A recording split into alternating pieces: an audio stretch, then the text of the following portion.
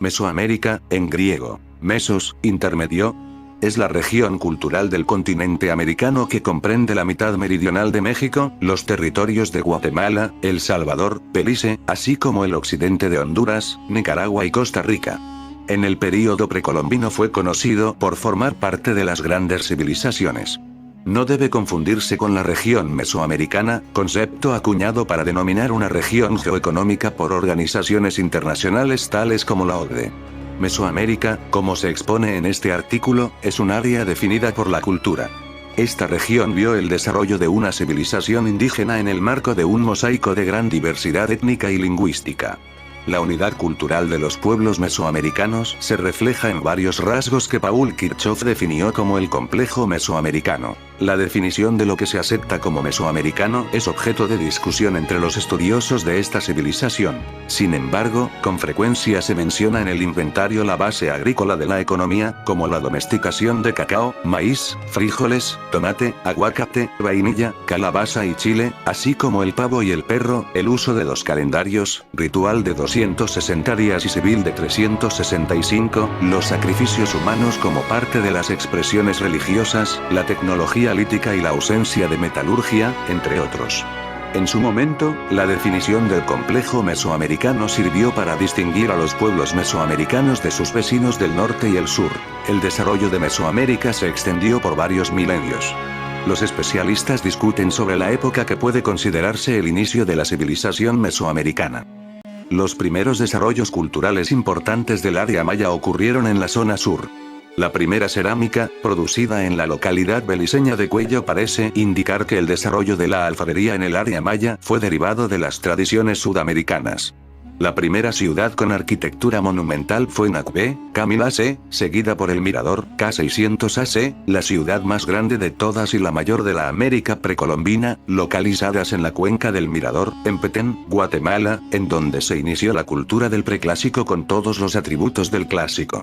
En las tierras bajas del Pacífico de Guatemala se desarrolla Tacalica-Baj, la única ciudad de Mesoamérica con ocupación olmeca y luego maya. Siglos más tarde, se desarrollaron los primeros centros de población que habrían de convertirse en ciudades en el período clásico. Entre ellos hay que contar a Caminaljuyu en las tierras altas de Guatemala, Quirigua, Uaxatún y Tikal, esta última habría de ser la más grande de las ciudades mayas entre los siglos III y VI. La caída y abandono de las grandes ciudades mayas se debió a una combinación de factores: guerras internas, desastre ecológico, cambio climático, migraciones provenientes del norte de Mesoamérica. De esta manera, el corazón de la cultura maya se trasladó a las tierras de la actualmente denominada península de Yucatán. En esta región habrían de florecer las ciudades de Chichén Itzá, Uxmal, Tulum, Mayapán, Coba e Izamal, entre muchas otras, a partir de la migración maya hacia la península de Yucatán ocurrida desde las tierras altas de Guatemala a partir del siglo III d.C. y después, dentro de la propia península, predominantemente de oriente a poniente, a partir del siglo V d.C. en la actualidad, consecuencia del sacrificio del hombre, pero no es el fin, es la continuación del ciclo cósmico. La muerte genera vida, la energía divina es liberada tras la muerte y regresada a los dioses, para que estos generen nueva vida. Segundo, justifica la guerra, ya que en esta actividad se obtienen los sacrificios más valiosos. Los guerreros que poseen la energía necesaria para fortalecer a los dioses en sus constantes actividades divinas. La captura de prisioneros y la guerra se convierten a la vez en un medio de ascensión en la escala social, y se convierte en un juego divino. Tercero, justificar el control del poder real, de dos sectores de las sociedades mesoamericanas: los sacerdotes, que controlan la ideología religiosa, y los guerreros, que suministran los sacrificios a las ceremonias a través de la guerra y la conquista de territorios, con sus tributos correspondientes. La gran extensión del panteón mesoamericano se dio gracias a la incorporación de elementos ideológicos religiosos nuevos a la primigenia religión: fuego, tierra, agua, naturaleza. La importante incorporación de las divinidades astrales, sol, estrellas, constelaciones, Venus, y su representación en esculturas antropomorfas, zoomorfas, también antropozoomorfas y formas de objetos cotidianos. Las cualidades de los dioses y sus atributos fueron cambiando a través del tiempo y de la influencia cultural de otros grupos mesoamericanos. Dioses que a la vez son tres entes cósmicos diferentes y a la vez son solo uno. La religión mesoamericana tiene una característica importante: la existencia del dualismo entre las divinidades. El enfrentamiento entre polos opuestos. Positivo, ejemplificado con la luz, lo masculino, la fuerza, la guerra, monumentos. Algunos autores proponen que se trataba de monumentos conmemorativos de jugadores de juego de pelota que habían sido excepcionalmente notables, o bien, que son retratos de miembros de la élite gobernante olmeca. Los olmecas también son conocidos por sus pequeñas tallas en jade, el material más apreciado de Mesoamérica, y otras tallas en basalto de dimensiones menores. Tanto las figurillas y la escultura olmeca abundan en representaciones del hombre jaguar, que según José María Covarrubias, puede ser un antecedente del culto a la deidad de la lluvia, o quizás sea un ancestro del futuro Tezcatlipoca, en su advocación de Tepeyoyotl, el corazón del monte. Se desconoce a ciencia cierta cuáles fueron los motivos de la decadencia olmeca. Se la asocia con conflictos políticos entre las élites de los principales centros de poder, y con la invasión de otros pueblos. Como se ha dicho, los zoques podrían ser descendientes de los olmecas, expulsados del área nuclear. Sin embargo, no se descarta que algunos grupos hayan llegado al Valle de Oaxaca, a las tierras altas mayas o a la cuenca central de México, donde contribuyeron al desarrollo de las culturas zapoteca y maya, y al apogeo de Teotihuacán en el período clásico. El período clásico de Mesoamérica abarca de los años 200 al 900 d. La fecha de conclusión puede variar en cada región. Por ejemplo, en el centro de México está relacionado con la caída de los centros regionales del período epiclásico, hacia el año 900. En el Golfo, con el declive de El Tajín, en el año 800. En el área maya, con el abandono de las ciudades de las tierras altas en el siglo IX. Y en Oaxaca, con la desaparición de Monte Albán hacia el año 850. Normalmente, el clásico mesoamericano es caracterizado como la etapa en que las artes, la ciencia, el urbanismo, la arquitectura y la organización social alcanzaron su cúspide. Esto es cierto, pero no lo es menos el hecho de que se trató de una época dominada por la presencia de Teotihuacán en toda la región, y que la competencia entre los diferentes estados mesoamericanos provocaba continuas guerras. Esta etapa de la historia mesoamericana se divide en dos fases. La primera es conocida como Clásico Medio, y abarca del año 200 al 600 d. La segunda es el Clásico Tardío, que va del 600 al 800, 900 d. La primera etapa estuvo dominada por Teotihuacán. De hecho, comienza con la política expansionista de esta ciudad, que la llevó a controlar las principales rutas comerciales de Mesoamérica.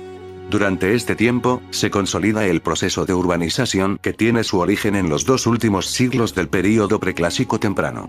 Los principales centros de la época son Monte Albán, Tikal y Calakmul, y desde luego Teotihuacán, que concentraba el 80% de los 200.000 habitantes de la cuenca del lago de Texcoco. Las ciudades de esta etapa se caracterizan por su carácter cosmopolita, es decir, por su composición multiétnica, que implicaba la convivencia en un mismo núcleo de población de varias lenguas, prácticas culturales y gente proveniente de las más diversas regiones.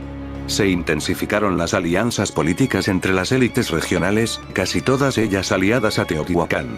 Asimismo, la diferenciación social se hizo más evidente, una pequeña clase dominante imperaba sobre la mayor parte de la población, que estaba obligada a pagar tributos y participar en la construcción de obras públicas, como los sistemas de riego, los edificios religiosos, y las vías de comunicación. El crecimiento de las ciudades no se puede explicar sin el avance de las técnicas agrícolas y la intensificación de las redes de comercio que involucraron no solo a los pueblos de Mesoamérica, sino a las lejanas culturas de Oasisamérica. Las artes de Mesoamérica en este tiempo alcanzan algunos de sus picos más refinados. Especialmente notables son las estelas mayas, exquisitos monumentos conmemorativos de los sucesos relacionados con los linajes de las ciudades de las tierras altas. En Teotihuacán, por otro lado, la arquitectura hacía grandes avances. En esta ciudad se definió el estilo clásico de la construcción de basamentos piramidales, constituidos por unidades de talud-tablero. El estilo arquitectónico teotihuacano fue repetido y reelaborado en diferentes ciudades, a lo largo de toda Mesoamérica. Los ejemplos más claros son la capital zapoteca de Monte Albán y la ciudad de Tikal, en el Petén guatemalteco. Siglos más tarde, mucho tiempo después del abandono de Teotihuacán, los pueblos de posclásico seguirían los patrones constructivos de Teotihuacán, especialmente en Toyanxicocotitlán, Tenochtitlán y Chichén Itzá. Fueron muchos los avances científicos en esta etapa. Los mayas habían llevado a su máxima expresión el calendario y la numeración que habían heredado de los olmecas. El uso de la escritura se generalizó en toda Mesoamérica, aunque era una actividad sagrada y solo practicada por los sacerdotes. Sobre la base del viejo sistema de escritura olmeca, otros pueblos desarrollaron la suya propia, siendo los casos más notables los de la cultura ñuñe y los zapotecos de Oaxaca. La observación astronómica se convirtió en un asunto de la más vital importancia por su relación con la agricultura, base económica de la sociedad mesoamericana. El período clásico temprano concluye con el declive de Teotihuacán. Este hecho permitió el florecimiento de centros regionales de poder que competían por el dominio de las rutas comerciales y la explotación de los recursos del medio ambiente. De esta manera dio inicio el período clásico tardío, que algunos autores llaman epiclásico. Como se ha dicho, se trata de un período de fragmentación política, en el que ninguna ciudad tenía la hegemonía total. En este período ocurren varios reacomodos de población, derivados de las incursiones de grupos aridoamericanos y norteños, que empujaron a los viejos pobladores de Mesoamérica hacia el sur. A esto, hay que sumar las migraciones de pueblos sureños que terminarían por establecerse en el centro de México, como los Olmecas y Calanca, procedentes de la península de Yucatán y fundadores de Cacaxtla y Xochicalco. En el área maya, Tikal, la ciudad que había sido aliada de Teotihuacán, acompañó a la metrópoli en su decadencia. Lo mismo aconteció con Calakmul. En su lugar, emergieron las ciudades de Palenque, Copán y Yaxchilán. Estas y otras ciudades-estado de la región se enfrentaron en sangrientas guerras que serían la ruina de la civilización maya clásica. Hacia el final del período tardío, los mayas habían abandonado la cuenta del tiempo en el calendario de cuenta larga, y muchas de sus ciudades fueron incendiadas y abandonadas a la selva. Mientras tanto, en Oaxaca, Monte Albán conocía su período de mayor esplendor, aunque finalmente sucumbiría hacia el siglo IX, por razones que todavía son desconocidas. Su suerte no fue muy diferente de otras ciudades como La Quemada o en el norte, Teotihuacán en el centro. Fue incendiada y abandonada. En el último siglo del período clásico, la hegemonía en el valle de Oaxaca se había trasladado al Ambitieco, unos kilómetros al oriente. Como queda dicho, hacia el final del clásico tardío numerosos pueblos del norte penetraron en el corazón de Mesoamérica, y habían llegado para quedarse. Entre estos pueblos venían los nahuas, que serían fundadores de las ciudades de Toyanxicocotitlán y Tenochtitlán, las dos capitales más importantes del período posclásico. La ciudad de los dioses, tal cual es el significado de Teotihuacán en lengua náhuatl, tuvo sus inicios hacia el final del período preclásico. De sus fundadores no se sabe nada a ciencia cierta, aunque se supone que los otomíes tuvieron un papel importante en el desarrollo de la ciudad, como en la cultura arcaica del Valle de México, representada por Tlatilco. En sus inicios, Teotihuacán compitió con Cuicuilco por la hegemonía en la cuenca. Para esta batalla política y económica, Teotihuacán se apoyaba en su control de los yacimientos de obsidiana de la Sierra de las Navajas, en el actual estado de Hidalgo. Tampoco se ha determinado la causa de la declinación de Cuicuilco, pero se sabe, en cambio, que buena parte de sus antiguos pobladores se trasladaron a Teotihuacán unos años antes de la erupción del Xitle, que sepultó la aldea sureña bajo la lava. Una vez sin competencia en la ribera sur del lago, Teotihuacán pasó por una fase de expansión que la llevó a ser una de las mayores ciudades de su tiempo, no solo en Mesoamérica, sino en el mundo entero. En su crecimiento, atrajo a la inmensa mayoría de los habitantes del valle en la época.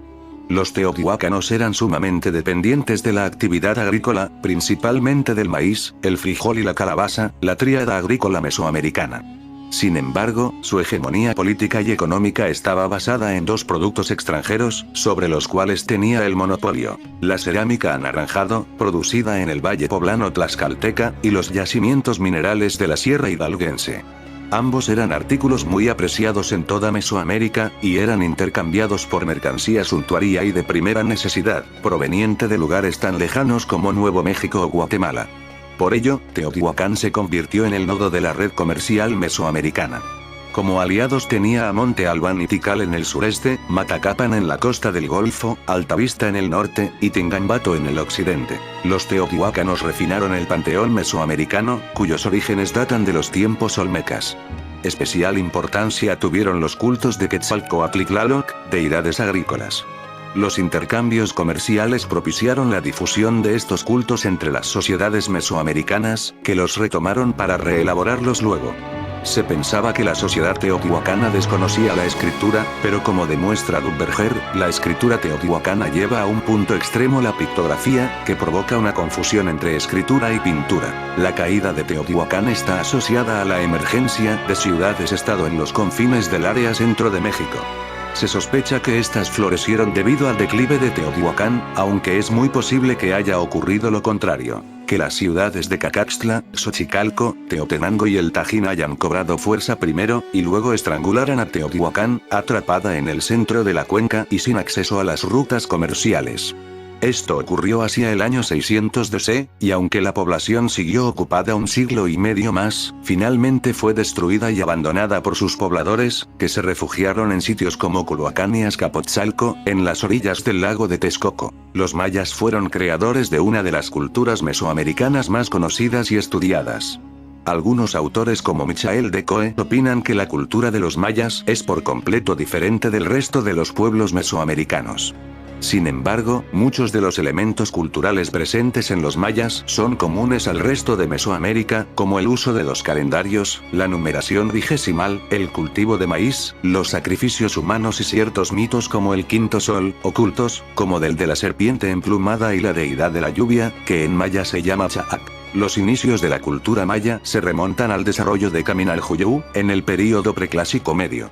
Sin embargo, sus rasgos más conspicuos no surgen sino hasta el primer siglo de la era cristiana, y aparecen, según algunos autores, como herederos de los olmecas del Golfo que habían emigrado hacia las tierras altas de Chiapas y Guatemala.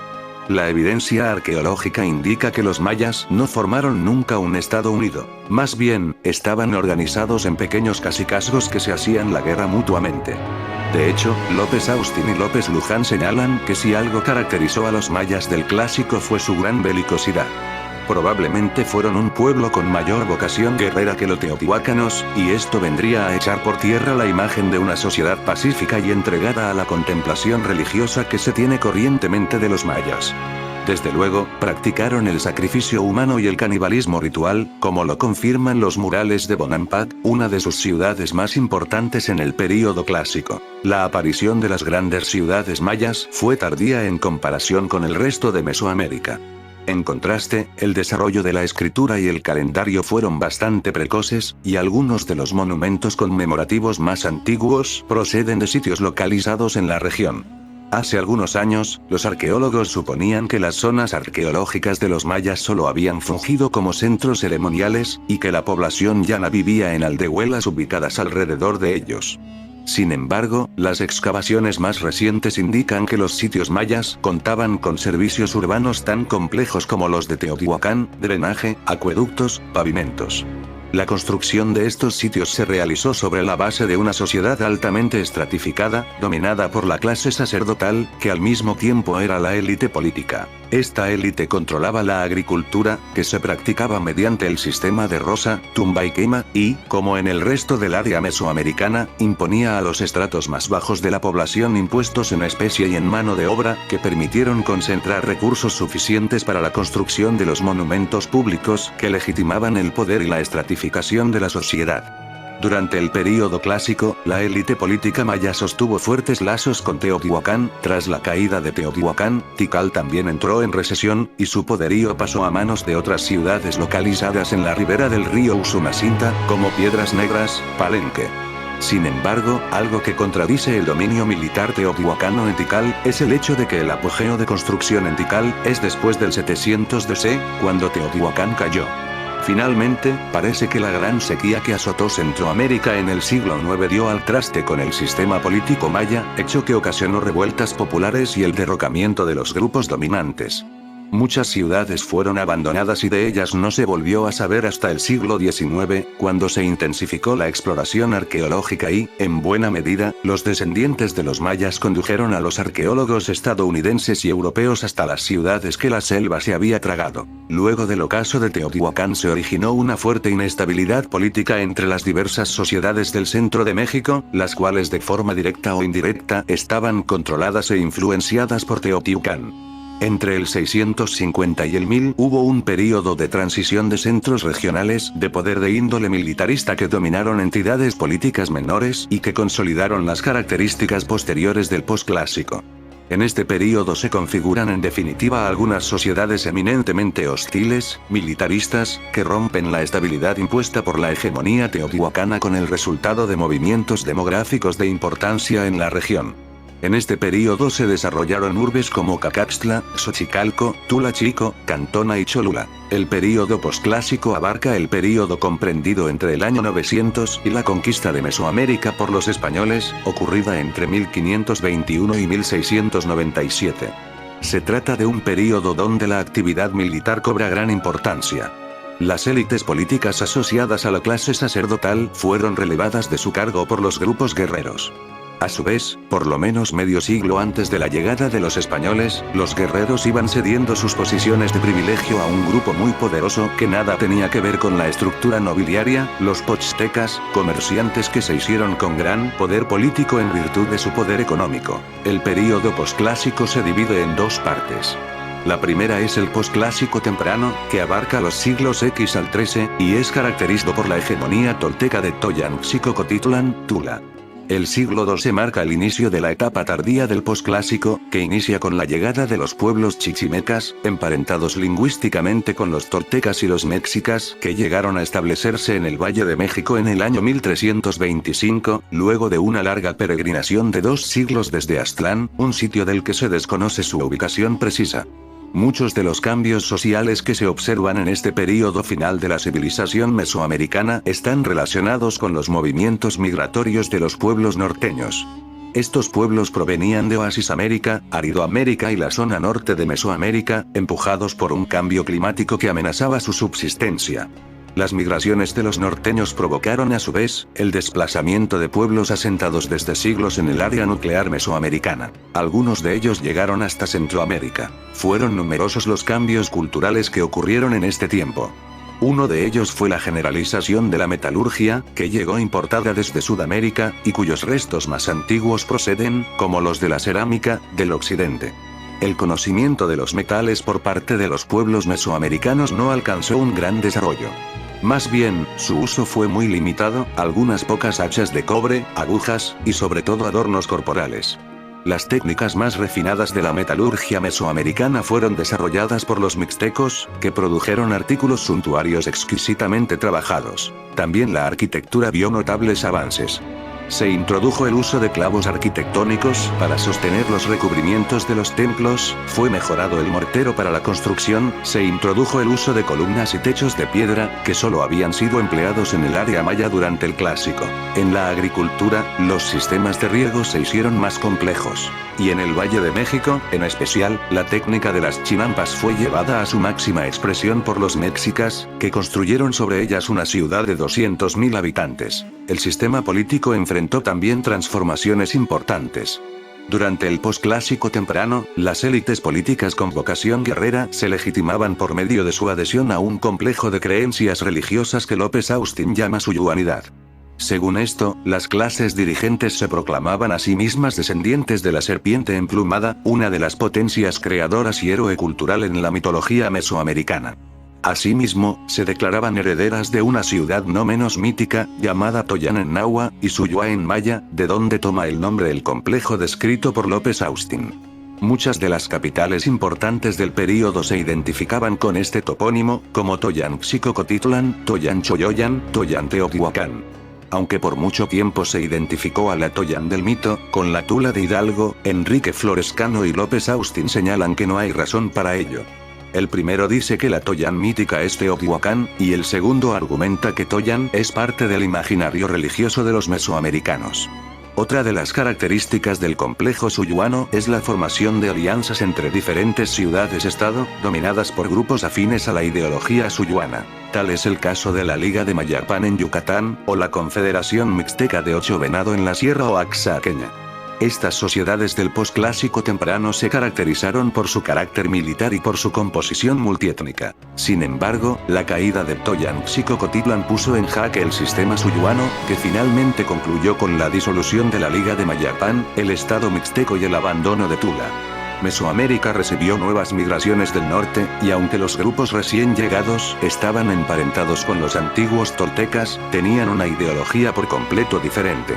Los últimos en llegar fueron los mexicas, que se establecieron en un islote del lago de Texcoco bajo dominio de los tecpanecas de Azcapotzalco.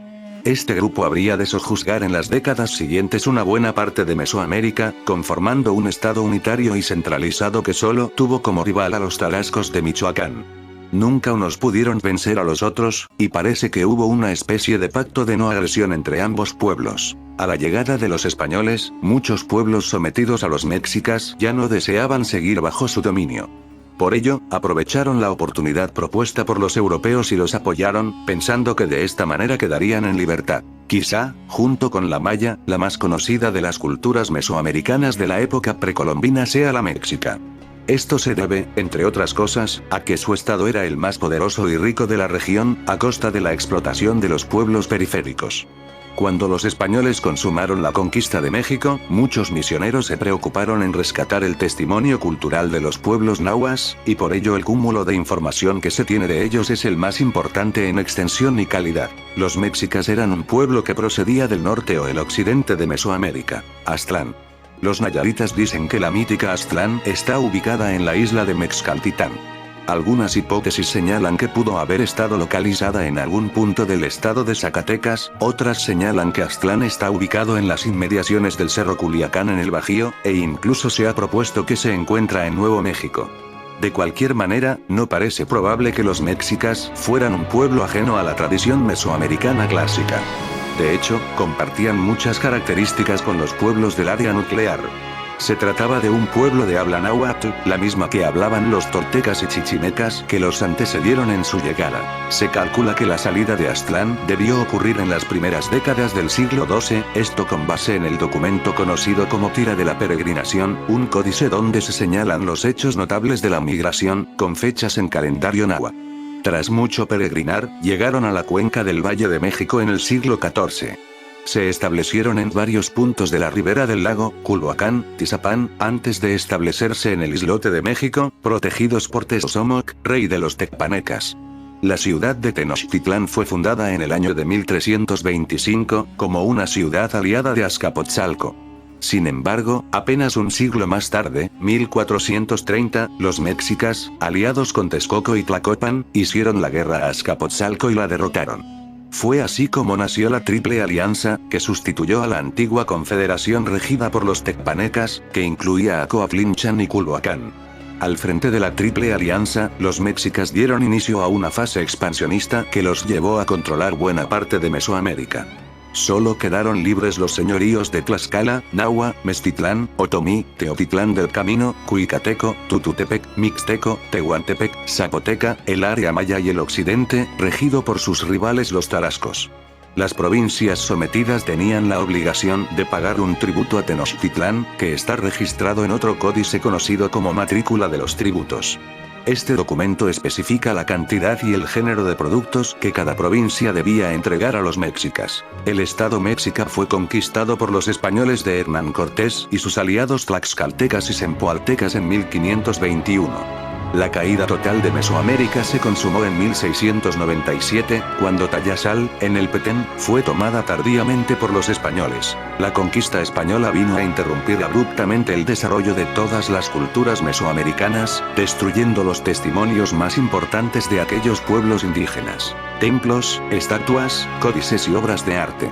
Tras la destrucción de las soberanías y religiones mesoamericanas en forma, los sobrevivientes de estas culturas se mezclaron con los invasores tanto a nivel humano como cultural, dando origen al mestizaje. En la actualidad solo una porción de la cultura de aquellos pueblos cuenta con testimonios materiales para hablar de sí mismos ante el mundo contemporáneo, ya sea en forma de restos arqueológicos o fundidos en el sincretismo cultural de los países que actualmente ocupan la región. Los mesoamericanos inventaron distintas formas de escritura, destacando los glifos de los mixtecos y nahuas. Estos representaban ideas y cosas. En ellos se registraban fechas, lugares, personas, números y conocimientos sobre el hombre y la naturaleza.